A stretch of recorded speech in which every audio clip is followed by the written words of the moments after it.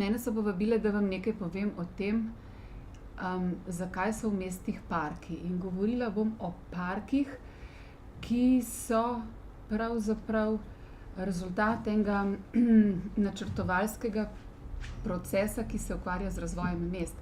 Ne bom govorila o parkih, ki so pravzaprav zasebni vrtovi in so nastali zraven palač ali dvorcev, tako kot so nastali recimo parki v renesansi ali pa v baroku, med katerimi je pri nas mogoče najbolj znan Dornavski park ali pa park, recimo, kakršen je včasih bil pri gradu Dol, ali pa jih še najdemo pri kakšnih dvorcih, čeprav večinoma pri nas so ti parki že propadli ali pa so bili spremenjeni. Ampak bom govorila o takih parkih, kakršen je ljubljanski Tivoli. Ti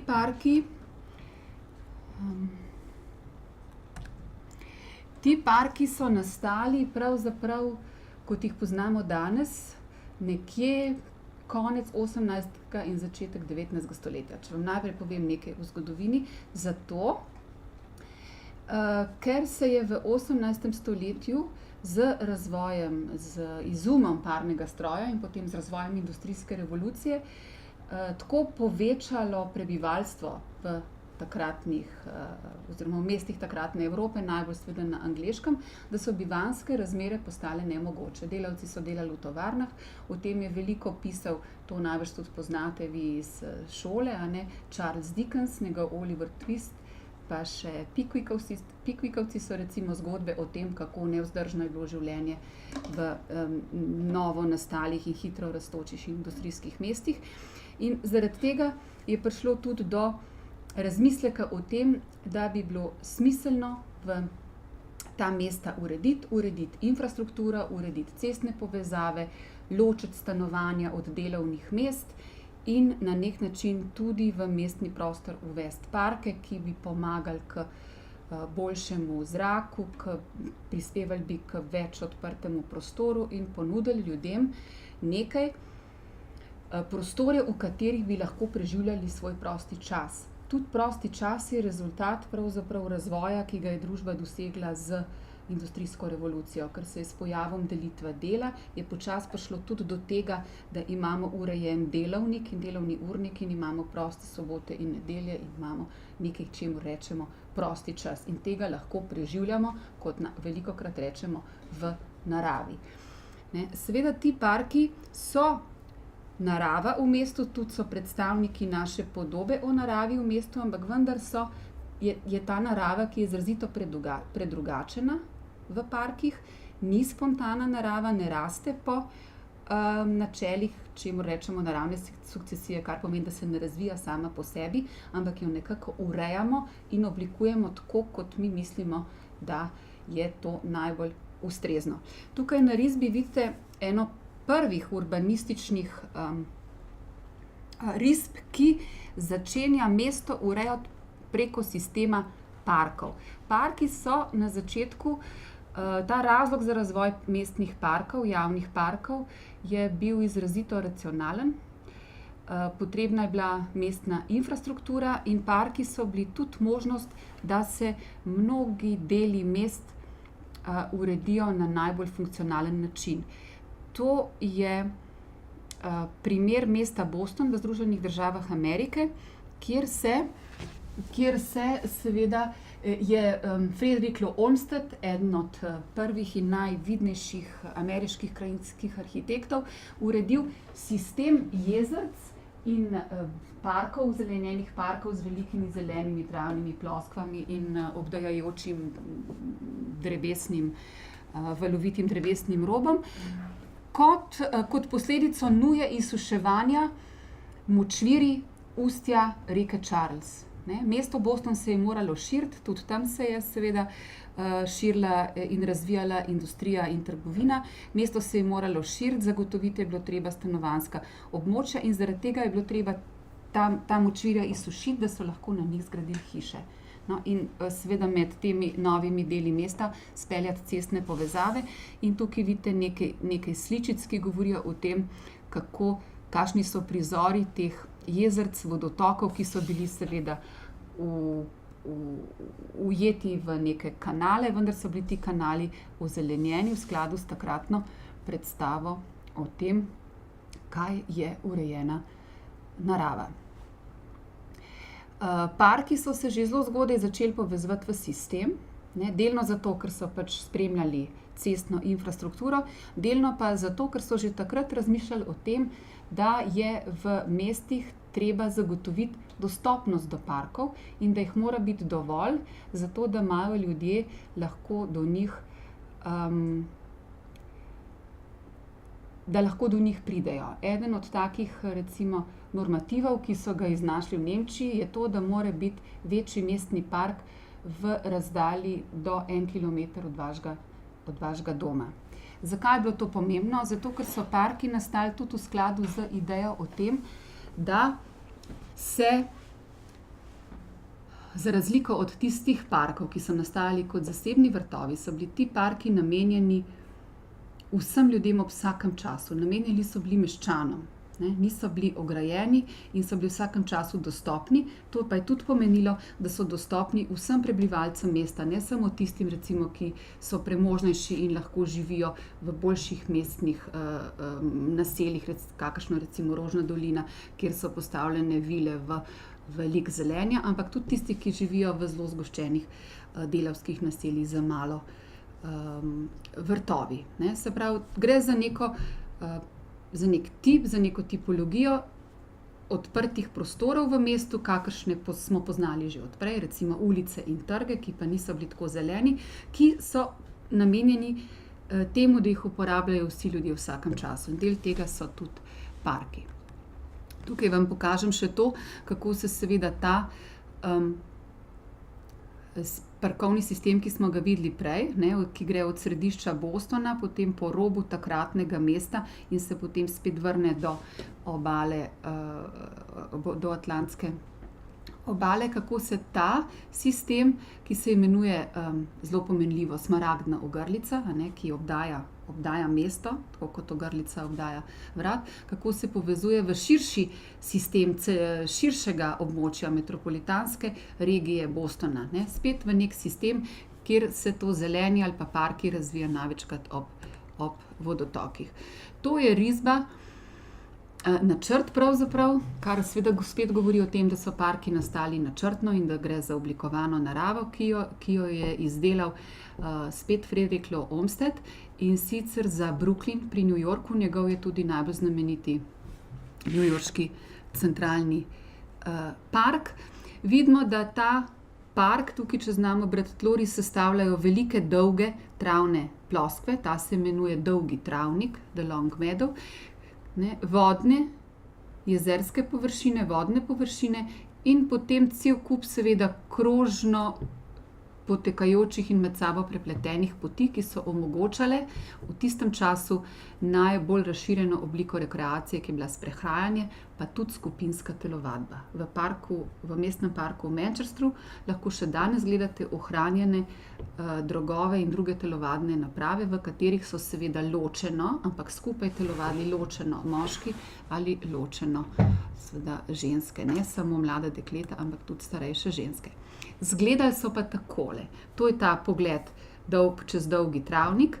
Ne? Sestavljeni so te parke valovite ploskve, valovite travnate ploskve, razgibane in seveda tako na videz naravno, a ne razpostavljene drevesne gruče, ki so v teh parkih imele dvojno vlogo. In sicer, da so ustvarjale prostor, ki je pregleden, ne, zaradi varnosti in zaradi seveda tega, da se po njem lahko premikamo in da si določimo svoje cilje. Drug del je pa to, da so ustvarjale prostor, ki je bil dovolj skrivnosten, kot se vidi recimo tule zadaj, ki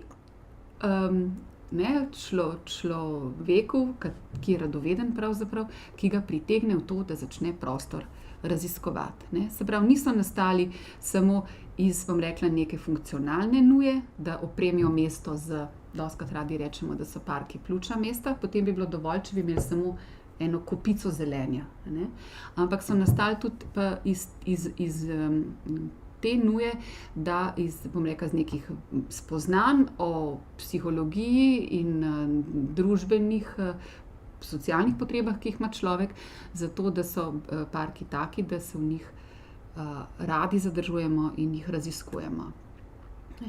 To je prizor prvega mestnega parka, prvega javnega parka, ki je nastal v našem širšem kulturnem okolju, tako imenovani Angleški vrt.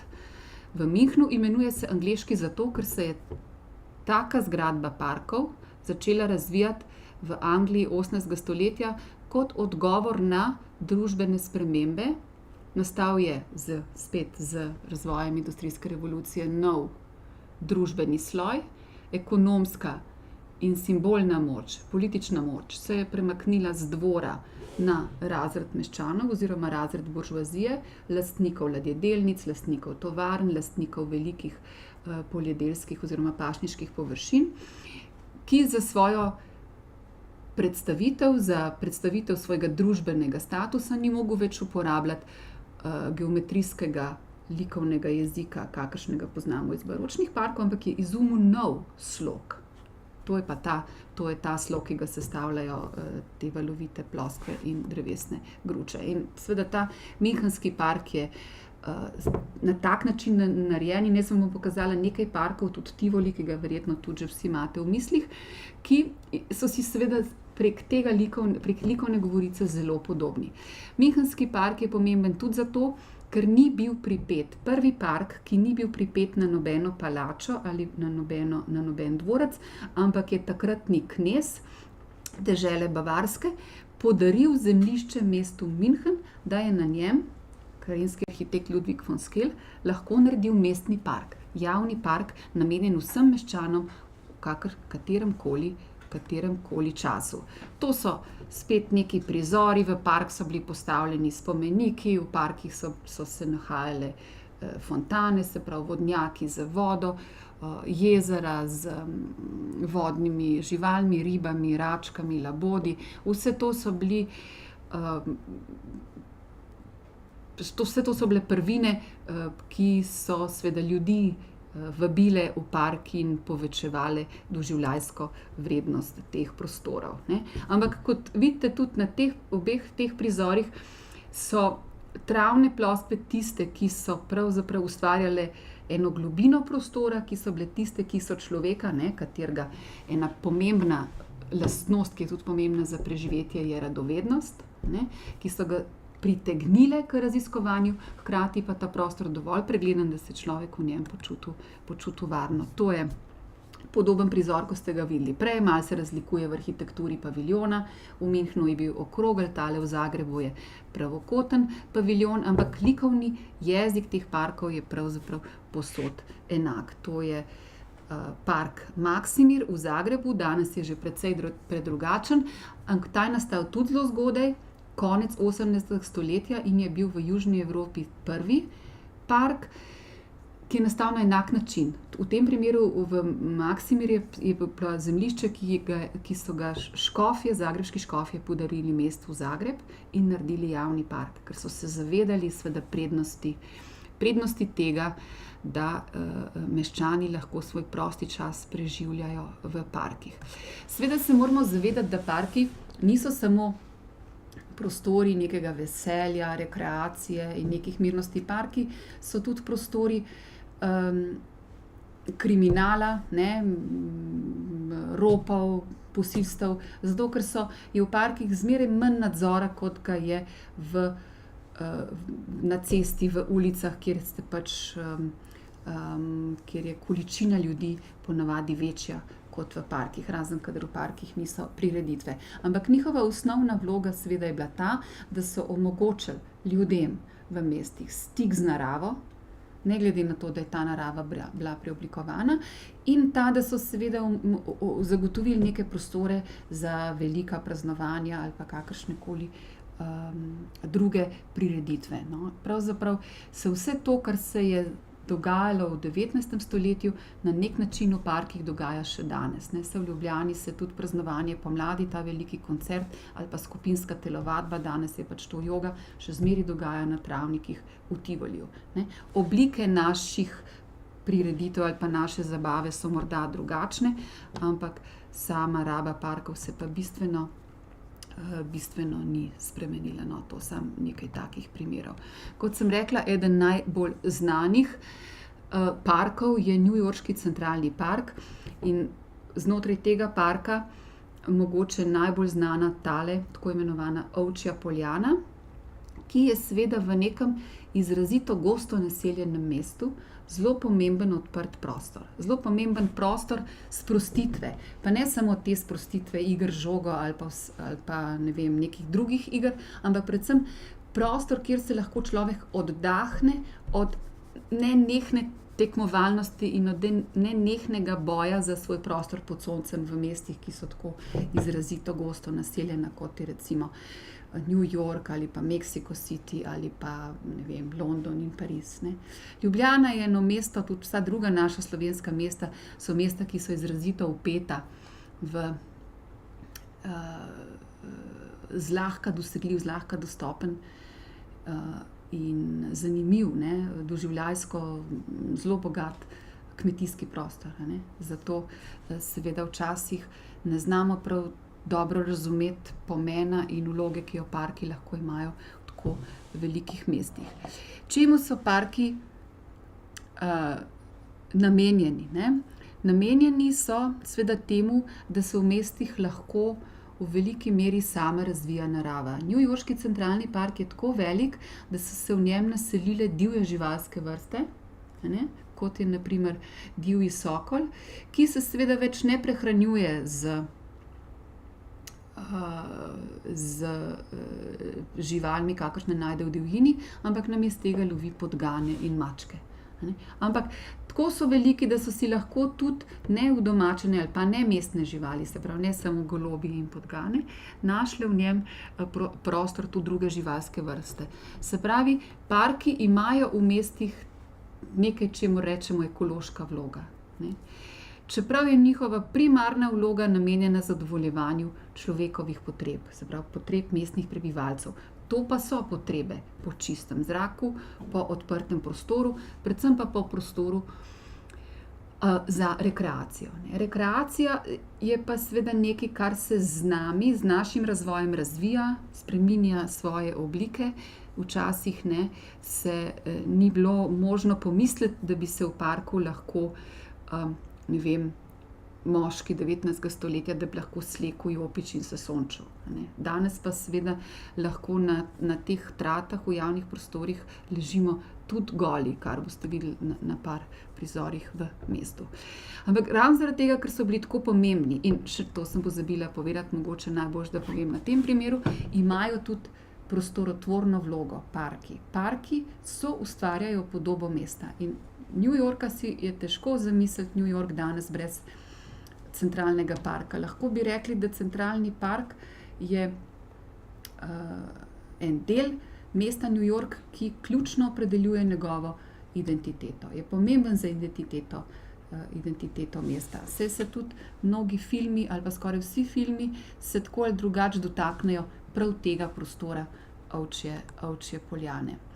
In ker so bili parki iz teh treh vidikov tako zelo pomembni, so zelo hitro postali pomemben člen v načrtovanju razvoja mest. Ne? Ker če hočemo v mestih imeti parke, moramo najprej prostor zanje določiti takrat, ko mesto načrtujemo. Ker če je prostor pozidan, potem parkov seveda v mestih ne moramo imeti. To je ena risba, schematska risba od velikega švicarskega arhitekta Le Corbusierja, ki je zelo opredelil urbanistično pristop k razvoju v mestu v začetku 20. stoletja, ki govori o tem, kako stara mesta povežemo prek velikih infrastrukturnih cestnih povezav, kako nanje navežemo manjša naselja, ki so sestavljena iz stanovanjskih objektov, institucij, šol, vrtcev, bank, pošt,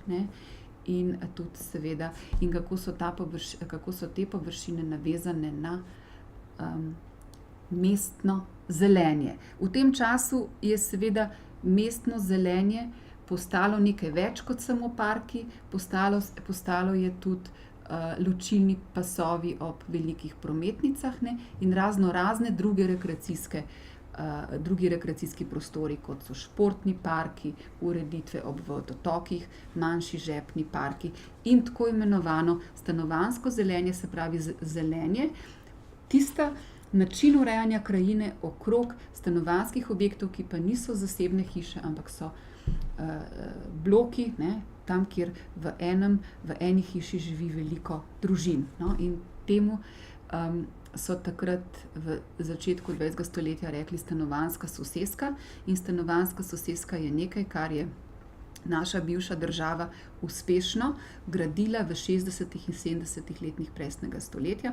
Gotovo poznate, ne, stanovanjsko sosesko BS3, pa stanovanjsko sosesko ŠS7 do 9, ne.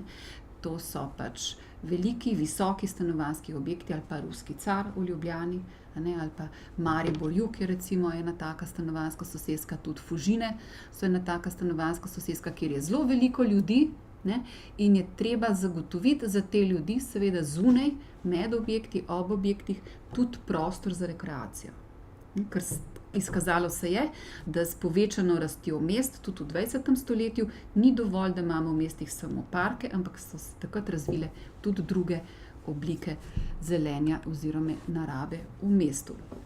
To je en primer mesta Stuttgart, ki si je preko sistema parkov in vrtnih razstav zgradil celo takole dolgo potezo, ne, ki potuje pravzaprav čez vse mesto in povezuje, kot vidite tukaj po raznih risbicah, različne dele mesta. To je en sistem, ki mu rečejo zeleni U, pač glede na obliko, ki so ga gradili vsakih 10 let.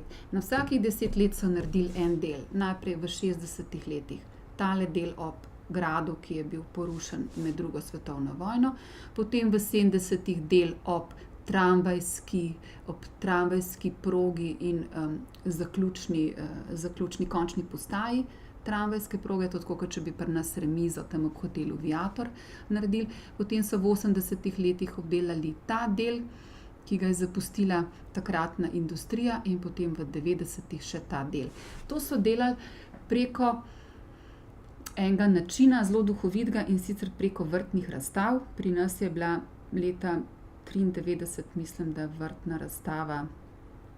majhna vrtna razstava v Tivoliju, in od takrat imamo novo otroško igrišče in ta malo ureditev ob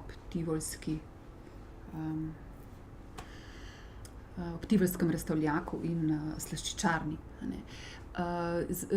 Nemška mesta imajo teh razstav zelo veliko, na teh razstavah pač pokažejo razvoj trgovine z rastlinami, pokažejo, kako si lahko uredite zasebne vrtove, in pokažejo tudi, kako se da urejati mestne parke, in seveda potem te ureditve mestom ostanejo za dolgo časa.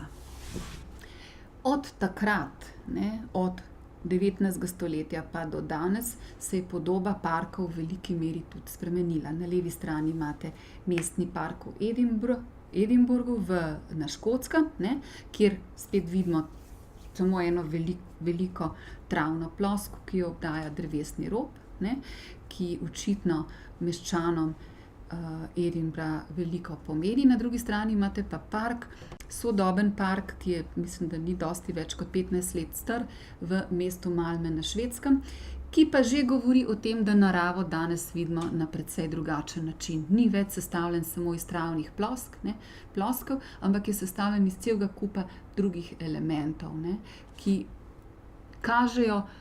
govorijo o tem, da seveda danes parke uporabljamo na drug način. Zdaj vam bom pač pokazala nekaj teh primerov.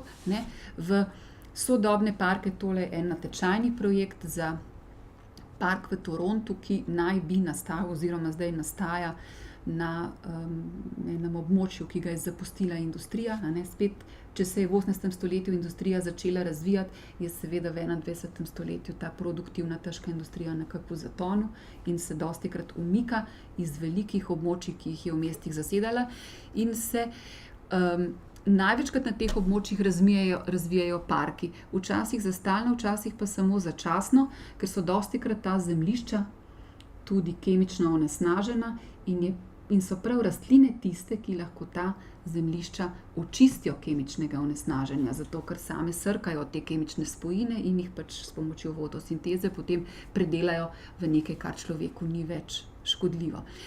No, ampak tukaj na teh slikah seveda vidite, kako so se v te nove parke naselile nove oblike rekreacije, tako poletne kot zimske, in kako to pa kažejo tele vetrnice.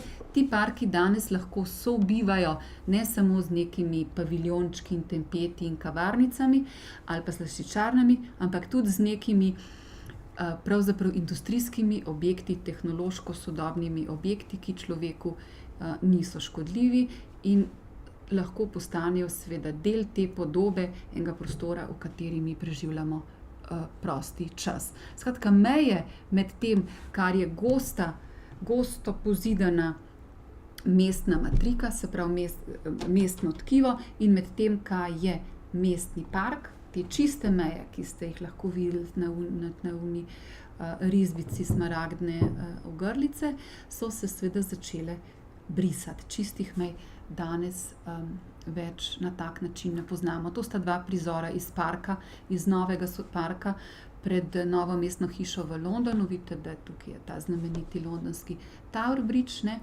Ljudje pač parke uporabljajo pogosto na zelo enake načine, seveda pa hkrati tudi na drugačne načine. In ti parki zdaj niso več sestavljeni samo iz prvini zelenih elementov, ampak tudi iz drugih elementov. Še zmeraj to je prizor iz Tivolija, seveda iz tivolskega Tičistana, še zmeraj pa parki v veliki meri služijo temu, da imajo lahko ljudje dostop do narave, zato da se lahko sprostijo, zato da se gibljajo na svežem zraku in tudi pravzaprav zato, da zadovoljijo neke svoje čustvene potrebe. Bodisi potem, da lahko vidijo neka bolj divja bitja ali pa z njimi celo vstopijo v nek dvogovor, bodisi zato, da se družijo drug z drugim. Tudi to parki seveda omogočajo. Ni nujno, da se to zgodi, ampak to omogočajo. To je pa primer iz Münchenskega olimpijskega parka, ki je bil zgrajen za olimpijske igre leta 1972. Tukaj tudi vidimo, da to je čas gnezdenja ptic, labodi tukaj gnezdijo, zato je postavljena ta ograja, da ne bi sprehajalci pravzaprav po nemarnem ali pa slučajno ptice zmotili ali pa celo pohodili ptičja jajca. Drugače se čez leto ta ograja umakne. To je pa prizor tudi iz Münchenskega Hofburga, se pravi grajskega parka, ki je danes, nekdaj bil zasebni vrt, danes pa seveda tako kot drugi parki odprt za javnost. In vidimo, da v parkih lahko seveda počnemo cel kup zelo različnih stvari, od tega, da balinamo po peščenih površinah, do tega, da takole v miru beremo časopis ali pa opazujemo otroke pri risbi, pri igri. Tudi to je prizor iz Münchna, iz tega angleškega vrta, kot mu pravijo. In sicer tukaj vidite, kako se ljudje seveda zelo sproščeno sončijo. Enkrat oktobra vidite po listju, da je pobarvano, enkrat oktobra še zadnje sončne žarke pobirajo. Skratka, način rabe se je v teh 200 in nekaj letih, odkar poznamo javne parke v mestih, seveda precej sprostil in privzel cel kup novih oblik. Poleg tega, da mi seveda temu, bom rekla, bolj učeno rečemo, da ima zelenje v mestu in tudi parki, da imajo 3 glavne funkcije. Ena funkcija je, da seveda zadovoljijo socialne potrebe, imajo socialno vlogo. Druga funkcija, zelo pomembna, je oblikovna, pomagajo oblikovati podobo mesta. Tretja, ki je pa danes izrazito v ospredju, marsikdaj, je pa tako imenovana ekološka funkcija, zato ker se vedno bolj zavedamo, da je seveda pomembno, da so mesta pravzaprav prepredena z naravnimi elementi, tako zaradi nas, da lahko živimo v boljših mestih, v bolj zdravih mestih, kot zaradi narave same, da ima možnost, da se razvija, ker vemo, da če neke vrste omejimo Če jim omejimo življenjski prostor, potem lahko degenerirajo. Tudi to poznamo. Skratka, gre za cel kup nekega racionalnega razmisleka. Ampak, če odgovorim na vprašanje, ki sem si ga zastavila v naslovu, ki sem ga dala temu predavanju, zakaj so v mestih parki, je pa osnovni odgovor, glavni odgovor zaradi nas. Parki so v mestih zaradi ljudi. Predvsem zato, da nam omogočijo igro. Igra je pa nekaj, kar seveda ni vezano samo na otroke ali pa na živalske mladiče, zato da bi razvili neke svoje sposobnosti in se pripravili na življenje. Igra je nekaj, kar že precej star nizozemski antropolog, se pravi človek, ki se ukvarja z razvojem družbe in kulturni zgodovinar Johan Huizinga opredeljuje kot tisto, iz česar je družba in kultura, kakršno poznamo, se pravi vse, kar poznamo, trdi on, je nastalo iz igre. Če sam pomislite recimo na nogomet ali pa če pomislite na vojne, to so vse oblike ali pa sodišče, to so vse oblike igre, ki so postale znotraj našega razvoja tako samoumevne, da se o njih kot o igri sploh več ne pogovarjamo. Ampak to, kar je za igro pomembno, Huizinga, če bo koga to kasneje zanimalo, napisal je knjigo Homo ludens, se pravi poleg Homo sapiens, žival, ki misli, in Homo faber, žival, ki dela, je človeka opredelil kot človeka, ki se igra. Je napisal knjigo, če boste to brali, mislim, da je že tudi v slovenščino prevedena enkrat kasneje. Pač njegovo pisanje o igri ni preprosto, on obdela igro seveda kot zelo sestavljen pojav, kot zelo sestavljen fenomen. Ampak to, kar lahko mi, kot prostorski načrtovalci potegnemo ven, je to, da igra prvič je lahko edino igra, če se dogaja, je lahko edino svobodna. Zato, ker ko se igramo, v tem uživamo. Če gledate živalske mladiče ali pa če gledate otroke pri igri, ali pa seveda, če gledate tudi odrasle, kako resno se igrajo kakšne svoje igre, pri tem uživamo. Lepo nam je pri igri in prav v tem se skriva pač svoboda igre. In po drugi strani vsaka igra potrebuje prostor. Bodisi, da je ta prostor v naših glavah, se pravi, da si ga zamislimo, bodisi, da je fizičen. Seveda nogomet, igra nogomet potrebuje prostor, potrebuje nogometno igrišče in potrebuje tudi prostor za gledalce, ker nogometa brez gledalcev pravzaprav tudi ni. In vsi skupaj smo igralci v teh predstavah, ki jih sami naredimo. Se pravi, potrebujemo prostor in potrebujemo svobodo. In, igra je zelo pomembna. Igra je tudi osnovna porivna sila, ki je bistvo vsakega ustvarjanja. Bodisi, da je to ustvarjanje vaše risanje, bodisi, da je to moje ustvarjanje, ki delam načrt, tudi jaz se pri tem igram, drugače načrta ne bi naredila. Seveda razmislim vsem tem, kar je nujno potrebno za to, da naredim, ampak vendar moram v tem uživati, da to lahko naredim. Umetniki, kot tukaj vidite, to je Alexander Calder, to je tisti umetnik ameriški, ki ga poznate po njegovih visečih skulpturah, ki so se premikale, tako imenovanih mobilih. In igrajo se seveda tudi znanstveniki, ko nekaj izumljajo. Brez igre ni ustvarjalnosti. In to priča mogoče na en tak zelo prisrčen način priča prav cirkus, ki ga je Calder medtem, ko je delal velike, krasne skulpture za muzeje in naročnike, je sam zase ustvaril cirkus iz žic in plišastih živalic in je potem ta cirkus tudi predvajal svoji družini in svojim prijateljem do svojih poznih let. Tukaj ga vidite, kako rjove svojim levom. Cirkus je sploh ena taka igra, ki je sicer danes mogoče že malo preživela, zato ker lahko slone in leve vidimo ali v živalskih vrtovih, predvsem pa jih lahko vidimo na internetu skoraj tako dobro, kot bi jih lahko doživeli v naravi. Ampak ta cirkus seveda prvič nam omogoča, da se v igro vživimo in hkrati vsebuje en moment presenečenja, to, kar omogoča, da se razvija neko dramatično pričakovanje, ki je tudi temelj vsake igre. Tak dramatični obrat igre. In seveda bom rekla, parki so načrtovani tudi na podlagi tega. Tole sicer ni park, ampak neka ulična ureditev okrog nekih starih tovarn ravno tako v Manchesteru, ki seveda računa na to, da smo ljudje radovedna bitja in da če jim bomo dali neko odprtinco, da nas bo slej ko prej zamikalo, da bomo skozi to odprtino pogledali, kaj se skriva zadaj. Tudi to je igra. Tudi to, kar lahko počnemo v mestnih parkih, ne? Nabiramo cvetlice, tudi to je igra. Ne?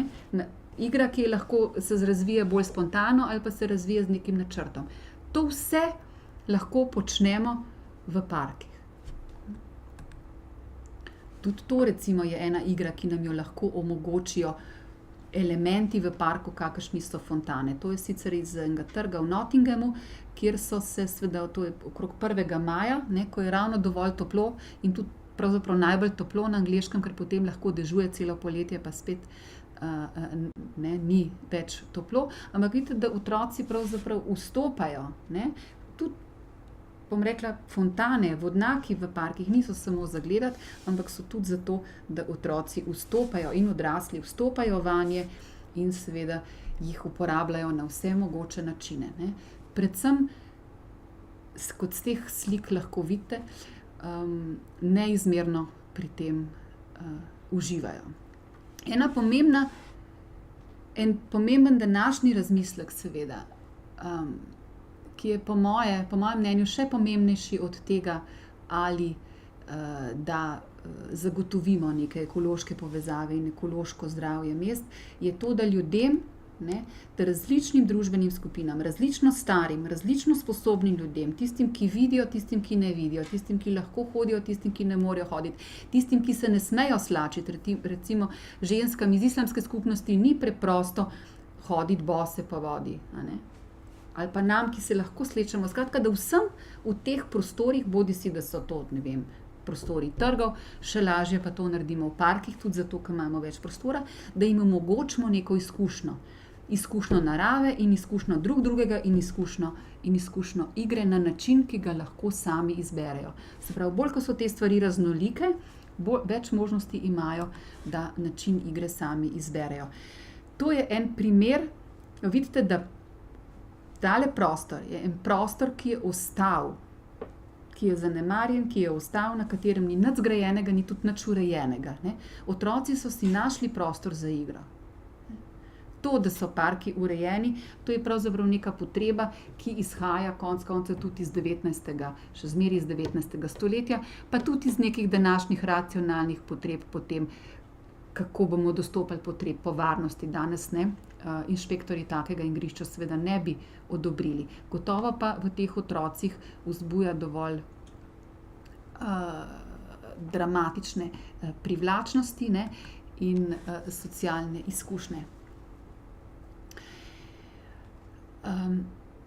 Likovna podoba parkov se je seveda v teh 200 letih tudi spremenila, čeprav še zmeraj najdemo točno take prostore in točno take zgodbe, kot smo jih našli konec 18. in začetek 19. stoletja. Ne. To je en primer uporabe novih materialov, teh gumastih materialov in močnih barv, ki so same po sebi tako privlačne, da so pravzaprav na nek način kar nuja za igro, ne, kar potegnejo vas v ta prostor, ne, kjer lahko čutite, ne vem, kontraste med hladno travo in to toplo gumo, barvne kontraste med zeleno in rdečo. Ne. Ali pa ta prostor, ki na videz seveda ni tako igriv, ampak vendar omogoča igro in govori o tem, kakšna so lahko stanovanjska naselja, kakšna je lahko ta krajina, ki bi tudi lahko rekli mali park ali pa mali, uporabljamo izraz žepni park, kjer v neposredni bližini stanovanjskih objektov. Ne. Takile prostori so na Slovenskem v zadnjih 20 letih, ne, izginili iz stanovanjskih naselij. Jih ni več. Ne. To zato, ker smo prepustili seveda,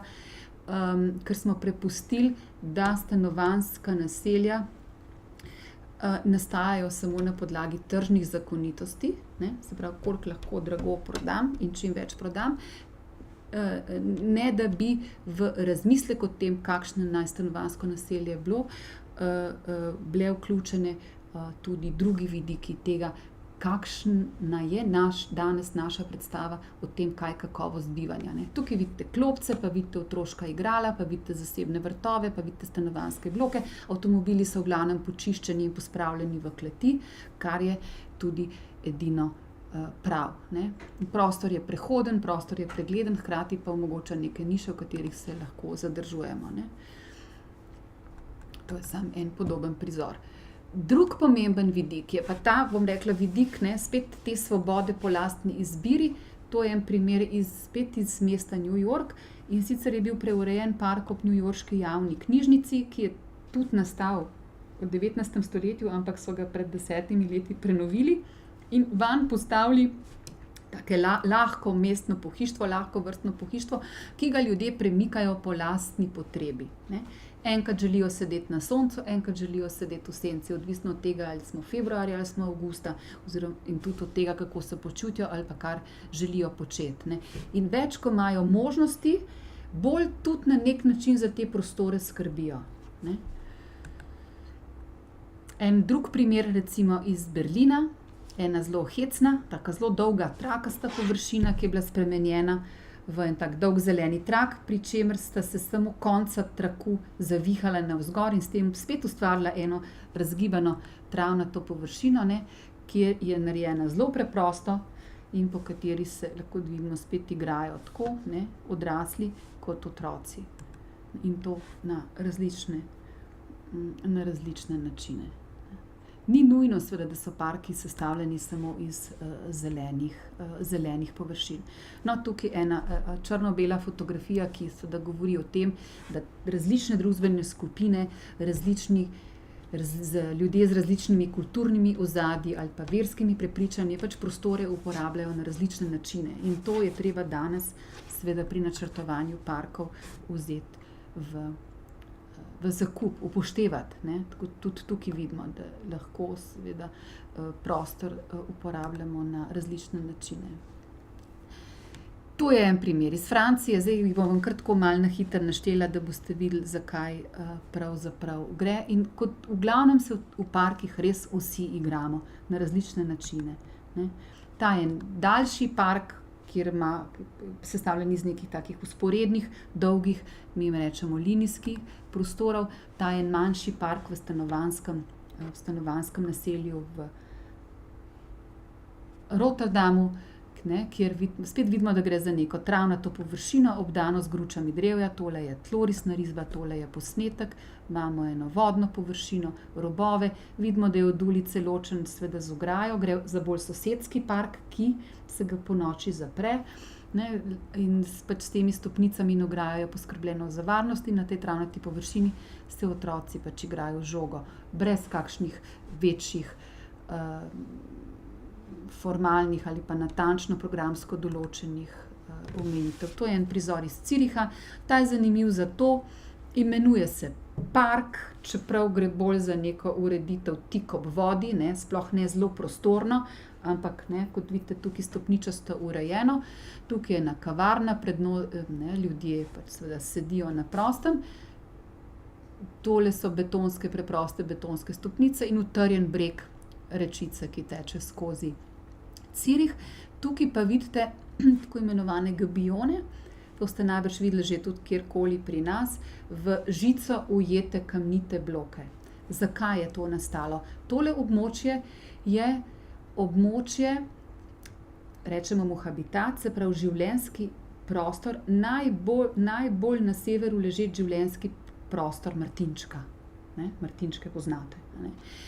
In je seveda zavarovan z tem, bom rekla, evropskim programom varovanja življenjskih prostorov, ki mu rečemo Natura 2000, je seveda zavarovan, ampak zavarovan je na tak način, ki ne izloča drugih uporabnikov prostora. Ne. Varuje Martinčka, ampak iz življenjskega prostora Martinčka ne nujno loči človeka, tako kot seveda neke naravne živa bitja, druga živa bitja niso nujno ločena iz človekovega življenjskega prostora. Je en primer tega, kako lahko različne, ne samo različne družbene skupine, se pravi, ampak tudi potrebe po različnih življenjskih prostorih tukaj skupaj sobivajo. Ne.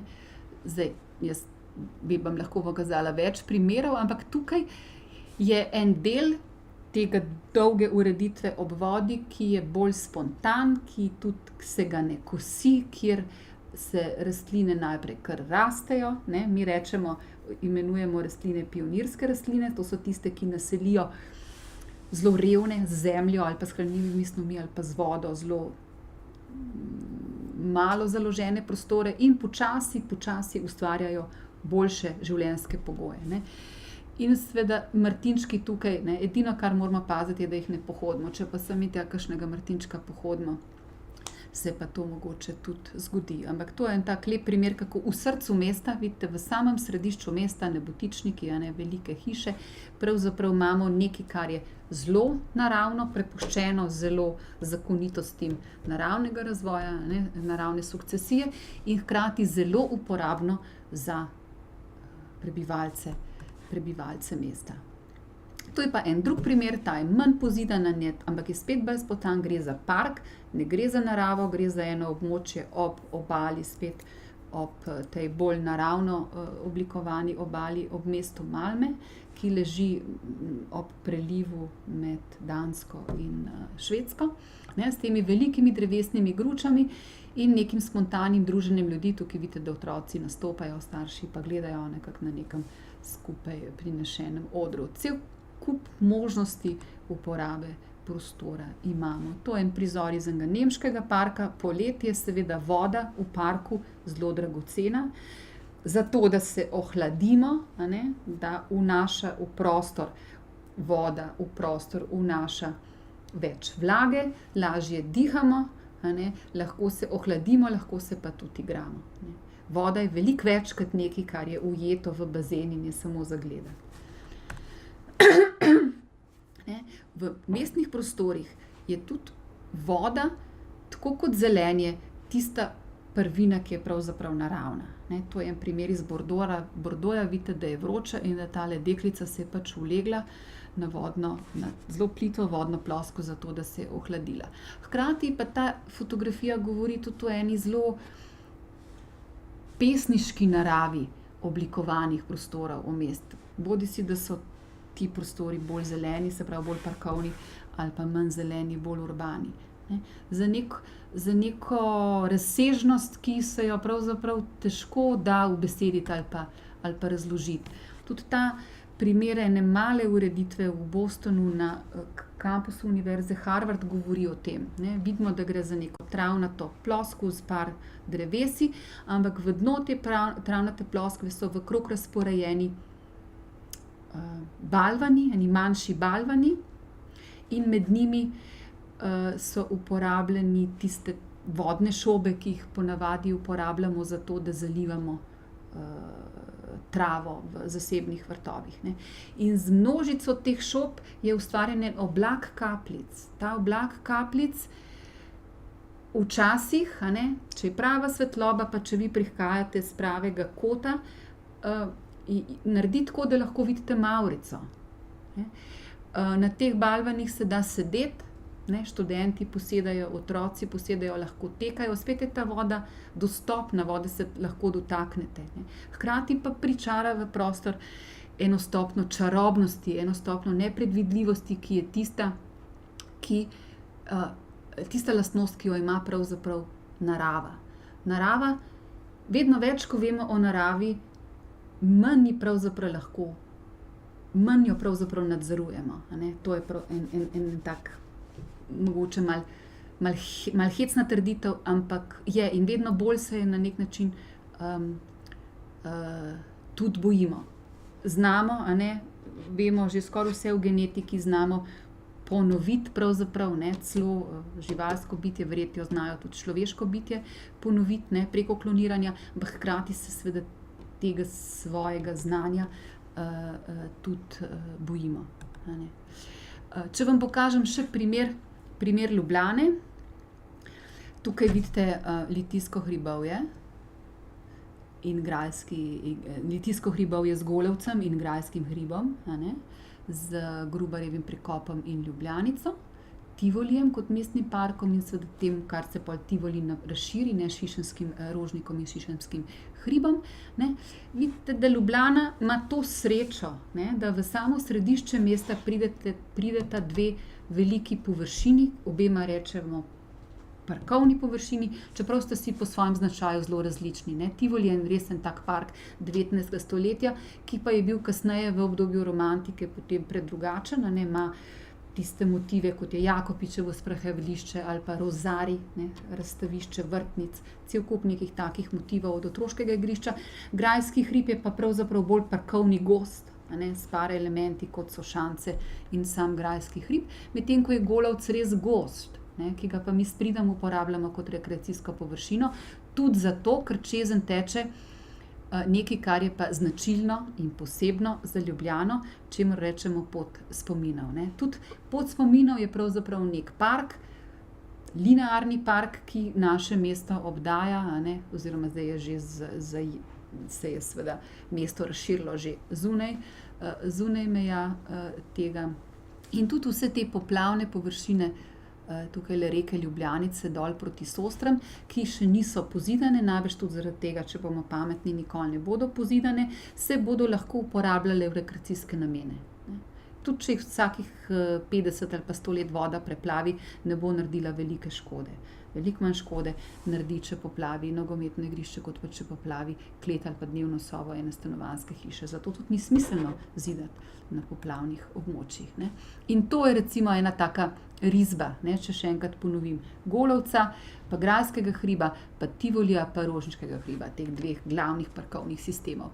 Zelenih prostorov, ki jih imamo na poplavnih območjih Ljubljanice, ne, tega tako imenovanega zelenega klina, ki ga najdemo še med stanovanjskim sosesko BS3 in Žalami, ne, teh kmetijskih površin in vse te velike zanimive krajine, ki se je razvila ob reki Savi, ki našo Ljubljano pravzaprav malo takole na severu obda, in Barje in Ljubljanico in Iščico, ki čez Barje tečeta, ne, in se tukaj združita z Malim Grabnom in Gradaščico v tudi en sistem zelenih površin. Temu bi lahko rekli neko ogrodje, zeleno ogrodje Ljubljane, ki ga uporabljamo kot parke, obenem, ne, pa če pogledate središče, tole spet, ne, Golovec, Grajski hrib, Tivoli, da se boste znali orientirati, imamo pa znotraj mesta cel kup malih parkov, ki jih potrebujemo, ne, bom rekla vsak dan ali jih pa vsak dan prečkamo ali pa popoldne se grejo otroci žogat. Recimo Tabor, pa Trg pred sodiščem, pa Argentinski park, kot mu danes rečemo, pa Severni mestni park, ne, pa Stožiški park, pa Kodeljevo, pa park ob Gerbičevi, ne, cel kup nekih malih parkov ali pa ureditev Rimski zid, ne, tole tale Plečnikova ureditev ob Rimskem zidu, Vegova ulica, Park Zvezda. To so vse pravzaprav drobni parki, ki nas spremljajo skozi naše vsakdanje bivanje v mestih. Mogoče, da zaključim še s tole karikaturo, ne, ki jo je narisal nek nizozemski karikaturist, že kar nekaj let nazaj, ampak mislim, da še zmeraj bistveno kaže, odslikava to, kako smo ljudje, kakšen je nas odnos do narave, ki se kaže tudi skozi sodobno oblikovanje parkov. Zato tukaj na eni strani vidimo, ne, zadnjega človeka, ki ima vrt ves zaraščen, ne, in gleda soseda svojega, ki seveda svoj vrt zelo izrazito ureja. Ne. Gre za to, da po eni strani, ne, skozi zgodovino, ne, je v zgodnjih fazah civilizacijskega razvoja se je človek v glavnem narave bal. Narava mu je bila sovražna, ne, mu je uničevala življenjski prostor, bil je plen zveri, preden se je znal zaščititi. Ne. Tako da v srednjem veku, ne, so si ljudje zelo prizadevali, da bi pred nočjo prišli v mesta, ker po Evropi je zunaj mest vladal volk, ne, volkovi pa razbojniki, ne, se to vidite v filmih, treba je bilo biti doma. Ne. In seveda bolj, ko smo to naravo spoznavali, bolj, ko smo razumevali svoj prostor v svetu, in, ne, bolj se je ta naš odnos do narave sproščal in se je kazal tudi v oblikovanju vrtov in v oblikovanju parkov. Ne.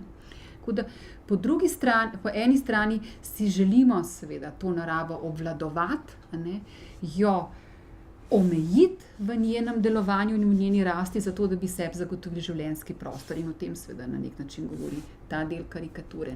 Po drugi strani pa smo nad naravo navdušeni.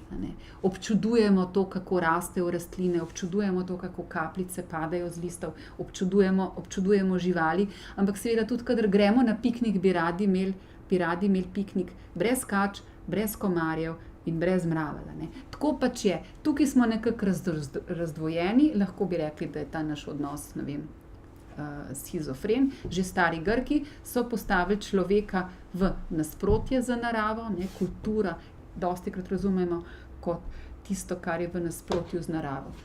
Po drugi strani pa seveda smo tudi mi del narave, saj smo mi tudi nagonska bitja, čeprav smo si skozi kulturni razvoj, skozi prisegali naš nagon nadzorovati, smo nagonska bitja, ravno tako nas je strah, ravno tako bomo začeli teči, če bomo ogroženi tako kot živali, in ravno tako bomo renčali na mamo, na brata ali pa na sestro, če bomo slabe volje ali pa pod stresom in ogroženi. Zato si danes v načrtovanju mest in tudi oblikovanju parkov prizadevamo, da bi ta dva pola, ki sta si tako med seboj narazen, bolj združili, med sabo bolj spojili. Če ne bo nam, pa bo mogoče vam v naslednjih generacijah to uspelo. Hvala za pozornost. Če želite, me lahko kaj vprašate, z veseljem vam bom še kaj pojasnila. Če imate pa dost, pa lahko seveda tudi odidete. Jaz v bistvu imela eno vprašanje. V Centralnem parku v New Yorku, če bi lahko tako, čisto še kaj več povedala. Ja, Centralni park je ena zanimiva stvar. Narejen je bil konec 19. stoletja. In sicer so se na cel Manhattan je bil pravzaprav, cel ta otok, na katerem je nastal New York, je bil pravzaprav eno veliko močvirje, ki so ga pač počasi suševali s tem, ko so ga pozidovali. Ampak mestni svet, mestni očetje, kot jim rečemo, so takrat razmislili, da seveda tako gosto poseljeno mesto prvič potrebuje eno veliko zeleno površino.